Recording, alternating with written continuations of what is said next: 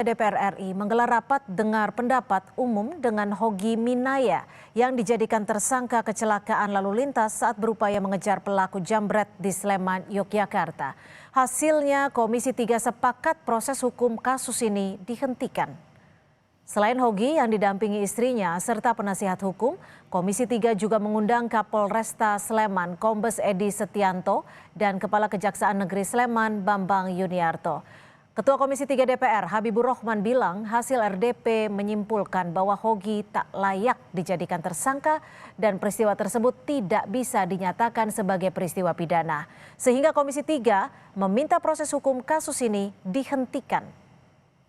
Tim kuasa hukum ya, yang kami hormati Saudara Ade Sleman, Polresta Sleman dan Pak Kajari Sleman, kita menemui fakta yang teramat jelas bahwa terhadap Pak Hogi ini tidak layak untuk ditetapkan sebagai tersangka dan terhadap peristiwa tersebut tidak layak untuk dinyatakan sebagai peristiwa pidana.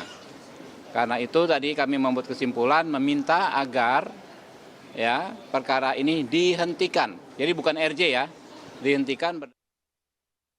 Dilaporkan sepanjang proses penyidikan ini pula kami sudah mencoba berbagai upaya agar masing-masing pihak mau bertemu dan melakukan mediasi dalam rangka terselesainya perkara ini dengan berdasarkan keadilan restoratif. Mau melihat kepastian hukum, ya, namun rupanya penerapan pasalnya kami mungkin kurang tepat. Pada kesempatan ini kami mohon maaf